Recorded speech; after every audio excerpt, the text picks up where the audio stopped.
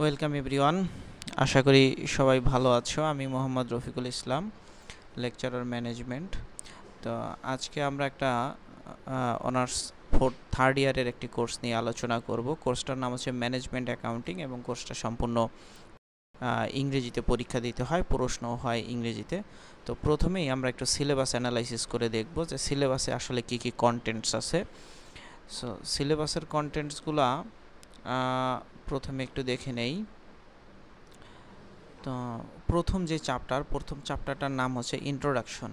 মজার বিষয় হচ্ছে ম্যানেজমেন্ট অ্যাকাউন্টিং কোর্সটা আমাদের ম্যাথমেটিক বেসড হলেও এখানে থিওরির প্রভাব যথেষ্ট আছে, কারণ হচ্ছে ফাইনালে 80 মার্কসের মধ্যে অলমোস্ট 40 থেকে 50 মার্কস বা 45 মার্কস আমাদের এই থিওরিটিক্যাল পার্টস থেকে পাওয়া যায়। তো প্রথম চ্যাপ্টারটা হচ্ছে ইন্ট্রোডাকশন, যে এখানে আমাদের ম্যানেজমেন্ট অ্যাকাউন্টিং এবং ম্যানেজমেন্ট অ্যাকাউন্টিং কোর্সটা আসলে কী নিয়ে কাজ করে। আসলে এটা আমরা যদি উৎপাদনধর্মী একটা প্রতিষ্ঠানের কথা চিন্তা করি, সে প্রতিষ্ঠানে বিভিন্ন ব্যয় জড়িত থাকে।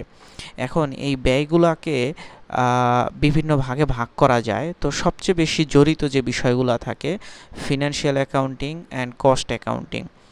আর ম্যানেজমেন্ট অ্যাকাউন্টিংয়ের মেইন জিনিস হচ্ছে আপনাকে ডিসিশন মেকিংয়ে হেল্প করবে, যে আপনি একটা কাজ করবেন নাকি করবেন না, একটা হিসেব কিভাবে নেবেন, সেই বিষয়গুলো নিয়ে এখানে আলাপ আলোচনা করবে।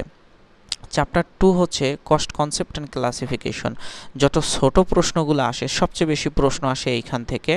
সো এইখান থেকে ব্রড দুই একটা হেডিং যদি আমরা একটু লক্ষ্য করি, যে কস্টের ক্লাসিফিকেশনের মধ্যে আছে কি কি ধরনের কস্ট আছে, কস্ট রিলেটেড কি কি ডিসিশন মেকিং নিয়ে যায়, খরচ কাকে বলে, কোন ধরনের খরচ, বিভিন্ন ধরনের খরচের নাম। তো এখান থেকে যে নামগুলো পাবো, সেই নামগুলো নিয়েই চ্যাপ্টার 3, 4, 5 ডিজাইন করা হয়েছে। সো সবচেয়ে বেশি অ্যামাউন্টের প্রশ্ন আসে চ্যাপ্টার 3 এবং 4 থেকে, সেটা হচ্ছে absorption and variable costing. So এটা হচ্ছে আমরা যখন খরচ নির্ধারণ করব, খরচের মধ্যে আমাদের ফিক্সড কস্ট থাকে, ভেরিয়েবল কস্ট থাকে। সো এই ফিক্সড কস্টগুলাই প্রতিষ্ঠানে কিভাবে অ্যালোকেট করব, আর ভেরিয়েবল কস্টটা তো সবসময় ভেরিয়েবল অর্থাৎ নাম্বার অফ ইউনিটসের সাথে জড়িত থাকে। তো এই বিষয়গুলো নিয়ে বিস্তারিত বিভিন্ন পদ্ধতিগত যে আলোচনা, এটাই হচ্ছে অ্যাবজর্পশন কস্টিং এবং ভেরিয়েবল কস্টিং, এবং এটার একটা বিকল্প হচ্ছে অ্যাক্টিভিটি বেসড কস্টিং। তো এই বিষয়গুলো হচ্ছে আমাদের প্রথমে কনসেপচুয়ালি জানতে হবে। অ্যাবজর্পশন কস্টিং কি, অপারেটিং ইনকাম কি, ভ্যারিয়েবল কস্টিং কি, ফিক্সড কস্ট অ্যানালাইসিস কি, তারপরে ফিক্সড কস্টকে বিভিন্ন অ্যাক্টিভিটি লেভেলে হিসেব করা হয়। যেমন আমার একটা প্রোডাকশন মেশিন আছে, মেশিনে হাইস্ট 1000 ইউনিট প্রোডাকশন করা যেতে পারে। তা আমি যদি 600 ইউনিট প্রোডাকশন করি, 700 করি, 800 করি, এই যে আলাদা আলাদা ইউনিট বিভিন্ন সময় প্রোডাকশন করতে পারি, সেই ক্ষেত্রে কস্টিংগুলো কীরকম হবে, এই বিষয়গুলো আমাদের অ্যাবজর্পশন কস্টিং এবং ভেরিয়েবল কস্টিং এই চ্যাপ্টার থেকে দেখব। চ্যাপ্টার 4টা হচ্ছে cost volume profit relationship analysis. এই নামটা আমরা সবসময় মনে রাখব, কস্ট ভলিউম এবং প্রফিট। কস্ট ভলিউম প্রফিট দ্বারা বোঝানো হচ্ছে যে আমরা কস্ট মানে খরচ, ব্যয় কতটুকু হবে, ভলিউম হচ্ছে নাম্বার অফ ইউনিটস, কত ইউনিট প্রোডাকশন করব, আর প্রফিট হচ্ছে আমার মুনাফা। তো এটার প্রথম যেই স্টেপটা হচ্ছে কস্ট হচ্ছে ব্যয় আর ভলিউম হচ্ছে ইউনিট। তাহলে কত ইউনিট উৎপাদন করলে আমার ব্যয় এবং এটার বিক্রয়ের দ্বারা যেই আয় হবে, আয় এবং ব্যয় সমান হবে। যেমন কেউ 10টি টি শার্ট প্রোডাকশন করলো, অথবা কেউ টি শার্ট প্রোডাকশনের কাজ করে। এখন এই টি শার্ট প্রোডাকশন করতে গিয়ে কেউ যদি দেখা গেল যে সে 100 ইউনিট টি শার্ট যদি প্রোডাকশন করে 100 ইউনিট যদি সেল করতে পারে, তাহলে তার সমান সমান, অর্থাৎ আয়ও থাকে না ব্যয়ও থাকে না, একদম যা আয় হইলো পুরোটুকু ব্যয় হয়ে গেল। এবং তার যদি কোনো লাভ করতে হয়, তাহলে 100 ইউনিটের বেশি প্রোডাকশন করতে হবে। তো এরকম যে কোনো ফ্যাক্টরি, যে কোনো প্রোডাকশন হাউসের ক্ষেত্রে কত ইউনিট প্রোডাকশন করলে আমার আয় এবং ব্যয় সমান হবে, এই বিষয়গুলা আমাদের ব্রেক ইভেন পয়েন্ট এর দ্বারা আমরা এই চ্যাপ্টার থেকে অ্যানালাইসিস করে জানতে পারবো। এছাড়াও আমরা যে জিনিসটা করব, যে আমরা ধরে নিলাম যে আমার 50,000 টাকা লাভ করতে হবে, তাহলে এই 50,000 টাকা লাভ করতে গেলে আমার কত ইউনিট প্রোডাকশন করে সেল করতে হবে, এই বিষয়গুলা, এবং সেলসের যে মিক্স, যে কোন কোন প্রোডাক্ট কত ইউনিট প্রোডাকশন করে সেলস করলে আমার লাভের পরিমাণ কীরকম থাকবে, এই বিষয়গুলো আমরা এই চ্যাপ্টার 4 যেটা এখান থেকে দেখব। চ্যাপ্টার 5টা হচ্ছে relevant cost for decision making, অর্থাৎ সিদ্ধান্ত গ্রহণের জন্য কোন কোন বিষয় রিলিভেন্ট মানে এটার সাথে জড়িত ডিসিশন মেকিংকে প্রভাবিত করবে, সেই বিষয়গুলো আমরা চ্যাপ্টার 5-এ দেখব। এটা মূলত ডিসিশন মেকিংয়ে আমাদের হেল্প করবে। চ্যাপ্টার 6 হচ্ছে বাজেটিং অ্যান্ড বাজেটিং কন্ট্রোল। এখান থেকে আমাদের একটা ছোট প্রশ্ন, মাঝারি প্রশ্ন, এরকম বেরাই প্রশ্ন আসে যে বাজেটিং কি, বাজেটারি কন্ট্রোল কি। যদিও প্রশ্নগুলো ইংরেজিতে হবে, what is budgeting, what are the different budgetary control mechanisms, types of budgets, এই রকম ধরনের ছোট প্রশ্ন হয়, আবার একটু বড় প্রশ্নও হয়। এটা মূলত আমরা থিওরিটিক্যাল পার্টের জন্য বেশি পড়বো। একটা ম্যাথ আসে, বাট সব সময় আসে না, বাট তারপরেও ম্যাথটা দেখা দরকার, বাট মোস্টলি এই চ্যাপ্টারটা আমরা থিওরির জন্য দেখব। চ্যাপ্টার 7টা হচ্ছে ফ্লেক্সিবল বাজেট, ওই বাজেটেরই আবার আর একটা পার্ট ফ্লেক্সিবল বাজেট। সো বাজেটের যেই অঙ্কটা মূলত এই চ্যাপ্টার 7 ফ্লেক্সিবল বাজেট থেকেই বেশি আসে, যে আমি 50%, 75% অথবা 90% ক্ষেত্রে আমি কীরকম বাজেট করব। তারপরে last of the standard costing, এখানে কস্ট, লেবার, ওভারহেড, এই ধরনের বিষয়গুলো নিয়ে আলাপ আলোচনা করা হয়। আর পুরো বিষয়টার জন্য আমরা এখানে ইংলিশ রাইটারদের কিছু বই ন্যাশনাল ইউনিভার্সিটি থেকে সাজেশন আকারে দেওয়া আছে। তো মূলত সরকারি যে পাবলিক ইউনিভার্সিটিগুলো আছে, এখানে 2 নম্বর গ্যারিসনের বইটা বেশি ফলো করা হয়। সো গ্যারিসনের বইটাতে মোটামুটি আকারে ইনফরমেশনগুলো অনেক ভালো শেয়ার করা আছে। বাট এছাড়াও ন্যাশনাল ইউনিভার্সিটিতে আন্ডারে যে কোর্সগুলো করানো হয়, এখানেও বিভিন্ন রাইটারদের বই আছে। বাট এখানে আমাদের রাইটারটা আসলে মেইন ফ্যাক্টর না, ফ্যাক্ট হচ্ছে আমাদের এই সিলেবাসটা কভার করা। এবারে আমরা এই পার্টে এবার একটা কোশ্চেন অ্যানালাইসিস দেখব, এবং একটা কোশ্চেন অ্যানালাইসিস দেখার মাধ্যমে আমরা বোঝার চেষ্টা করব যে এই যে সিলেবাসটা দেখলাম, এই সিলেবাসের প্রশ্নগুলো কীরকম হয়। সো প্রথমেই ন্যাশনাল ইউনিভার্সিটি 2019 সালের একটি ম্যানেজারিয়াল অ্যাকাউন্টিং বা ম্যানেজমেন্ট অ্যাকাউন্টিংয়ের এই কোশ্চেনটা দেখব। তো প্রথমে এইখানে 10টা ছোট প্রশ্ন, 10টায় 10 মার্কস। এখানে হচ্ছে শুধু ওই যে কাকে বলেছিলাম ম্যানেজমেন্ট অ্যাকাউন্টিং কি, বিভিন্ন ধরনের কস্ট, যেমন একটা কস্টের নাম দিয়েছে শাটডাউন কস্ট, ওভারহেড ভ্যারিয়েন্স, আবার বাজেটিংয়ের মধ্যে মাস্টার বাজেট কি, স্ট্যান্ডার্ড কস্টিং কি, এবিসি কস্টিং কি, মার্কআপ কি, এরকম রিলিভেন্ট কস্ট কি। মোটামুটি আকারে চ্যাপ্টারের হেডিং এবং সেই রিলেটেড একটা দুইটা করে সংজ্ঞা মুখস্থ করলে এখান থেকে এই 10টা প্রশ্নের অ্যান্সার করা যায়। বরাবরের মতোই পার্ট বা গ্রুপ বিতে আছে যে এখান থেকে যে কোনো 5টি প্রশ্নের উত্তর দিতে হবে। মজার বিষয় হচ্ছে যে 5টি প্রশ্নের মধ্যে বড় একটা অংশ চাইলে থিওরি থেকেও দেওয়া যায়। সো আমরা এই কোশ্চেনটা দেখি যে 2-3 এই দুইটা কোশ্চেন হচ্ছে theory. Show the differences between variable costing and absorption costing. এরকম ভ্যারিয়েবল অ্যাবজর্পশন নিয়ে ছোট প্রশ্ন, মাঝারি প্রশ্ন, বড় প্রশ্ন থাকবেই। সো ভ্যারিয়েবল কস্টিং, অ্যাবজর্পশন কস্টিংয়ের মধ্যে পার্থক্যটা দেখাই দিব, 5 marks. All future cost are relevant in decision making. এই কথাটা কি তুমি অ্যাগ্রি করো নাকি করো না, কেন করো না, সেই যুক্তিটা এখানে দিতে হবে। এই দুইটা গেল থিওরিটিক্যাল কোশ্চেন্স। নাম্বার 4 হচ্ছে এখানে কিছু তথ্য দেওয়া আছে, এই তথ্যের উপর ভিত্তি করে যেটাকে আমরা রেশিও অ্যানালাইসিস বলে থাকি। রেশিও অ্যানালাইসিসটা হচ্ছে যে PV ratio, BEP, break even point in taka, যেটা হচ্ছে পরবর্তী অধ্যায়ের কথা বলেছিলাম চ্যাপ্টার 4। প্রফিট হোয়েন সেলস 50,000, 50,000 টাকা বিক্রি করলে আমার প্রফিটের পরিমাণ কত হবে। Sales to earn a profit of 10,000 taka, আমার 10,000 টাকা প্রফিট করতেই হবে, তাহলে আমি কত ইউনিট প্রোডাকশন করে কত ইউনিট বিক্রি করব, বা মোট কত টাকার পণ্য আমি বিক্রি করব, এই বিষয়গুলো এখান থেকে যাওয়া যায়। এখানে খুব ছোট ছোট সূত্র, এবং এই সেলস, প্রফিট, এই এইটুকুর মধ্যে দিয়েই এগুলো করা যায়, যা সূত্রগুলো একবার দেখে নিলেই চলবে। নেক্সট কোশ্চেন আসতেছে সানমুন কোম্পানি থেকে, calculate the cost of goods manufactured. নিচে শুধু কী চেয়েছে সেটা দেখি। এখানে দেখি মাত্র অল্প কয়টি তথ্য দিয়েছে। আমার কি মজুদ মাল আছে, আর মজুদ মালের বাইরে আমি বিক্রয় করছি কত, মার্কেটিং এক্সপেন্স, বিভিন্ন ধরনের খরচ, এগুলোর কথা বলা আছে। সো বিক্রির থেকে বিভিন্ন খরচগুলো বাদ গেলেই তো আমরা মুনাফার পরিমাণ পাই।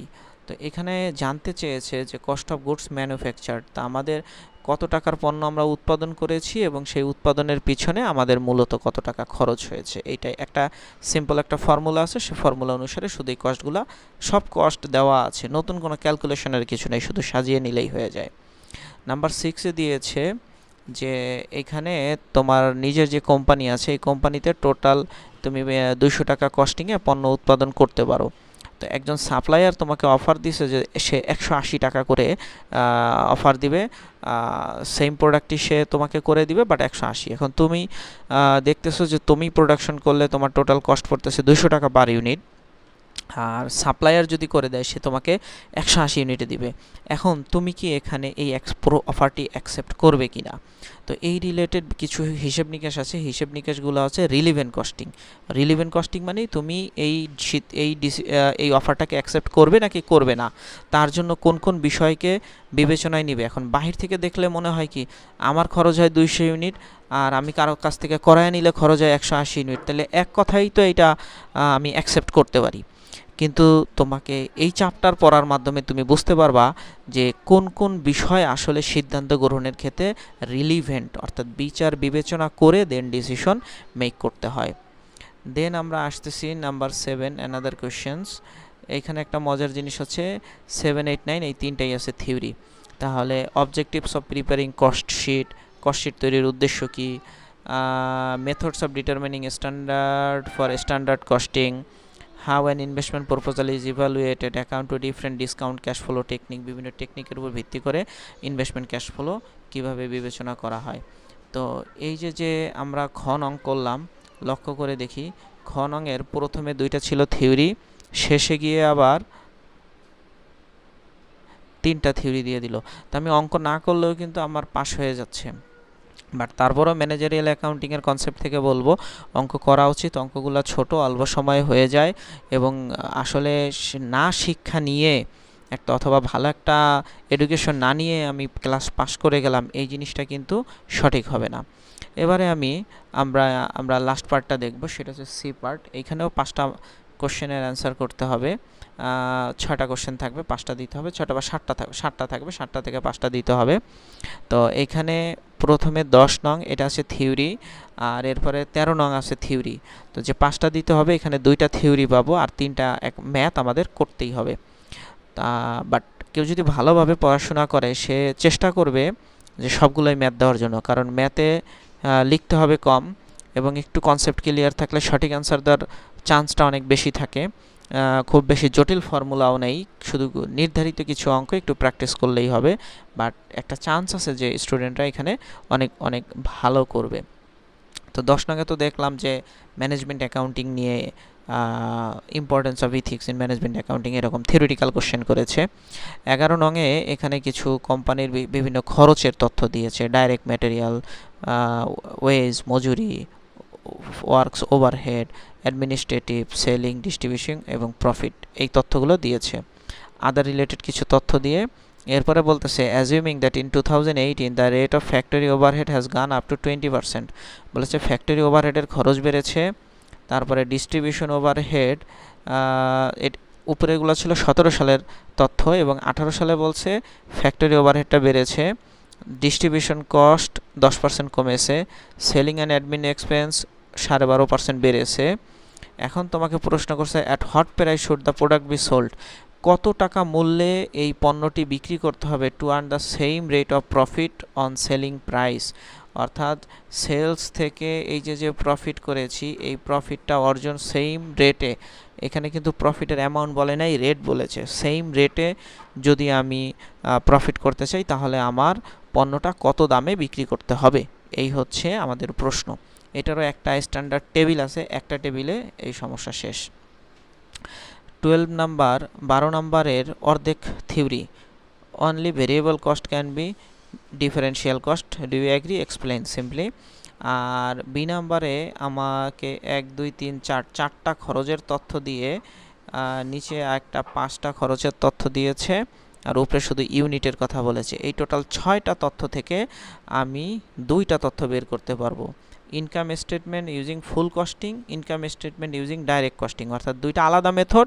জাস্ট এই 6টা আইটেমের মধ্যে ফুল কস্টিংয়ে কোনটা কোনটা যাবে আর ডাইরেক্ট কস্টিংয়ে কোনটা কোনটা যাবে, শুধু এই আইটেমগুলো শিখতে হবে যে এই জিনিস ফুল কস্টিংয়ে আসে, এই জিনিস ডাইরেক্ট কস্টিংয়ে আসে। এইটুকু জানলে সিম্পলি এই 6 মার্কসের এটা অ্যান্সার করতে কারোর 5-10 মিনিটের বেশি সময় লাগার কথা না।